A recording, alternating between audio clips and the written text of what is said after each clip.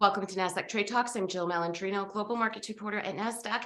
Joining us for this segment, we have Sara, Mehle, ESG Index Strategist with Nasdaq Global Indexes to discuss the Nasdaq-100's outperformance versus other U.S. market benchmarks. It is great to see you. As always, Sara, we could see on your first slide here that outperformance is pretty glaring, especially this week. Absolutely. So on the St. Patrick's Day, it looks like we're actually going to finish this day in the red, unfortunately, but I will say the last 4 trading days have all been in the green. So we're going to finish around 5.5% this week. So the best week we've seen since about mid-November. But so far this year, the Nasdaq-100 is outpacing the S&P 500, the Russell 2000, the Dow, and the Dow down a little over 2.5%, but really outperforming the S&P 500 here by a margin of about 12%. So really, you would assume that it's the tech, maybe overweight there, that is driving that performance. But today, I definitely wanted to take a little dive deeper just to see what under the surface might be driving that outperformance relative to the S&P 500. And what I found is that not only is it the tech overweight that is driving the performance, but it's also that underweight to financials. This, needless to say, it's been a very rough week for financials with everything going on in the U.S. market. But that underweight has actually attributed to the returns due to the allocation effect. Again, that 12% outperformance driven again by overweight to technology, underweight financials, and then also overweight healthcare and underweight energy. How has the year-to-date performance changed from the technical perspective?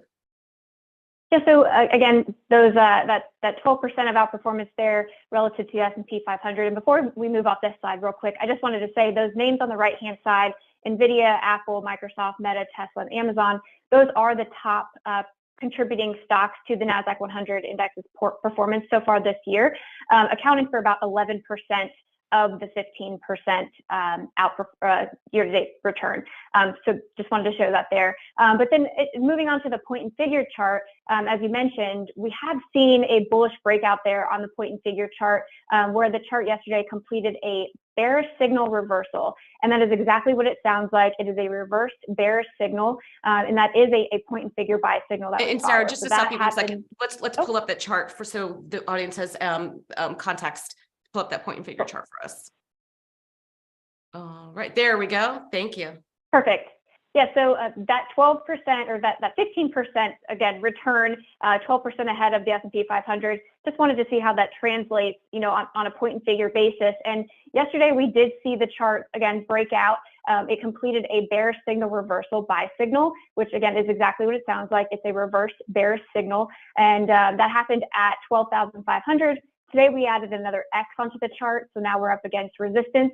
If you remember back in January, this chart moved back into a positive trend, and we have that nice support there at 11,700. So that 15% year-to-date performance, I think you can see translated to the chart in terms of move to a positive trend. Now we saw consecutive buy signals before seeing consecutive sells, and with this recent bullish breakout to the upside, we've returned to a buy signal, and now we just have to get through some levels of overhead resistance. But overall, the weight of the evidence for the Nasdaq-100 index from a technical perspective is getting greater.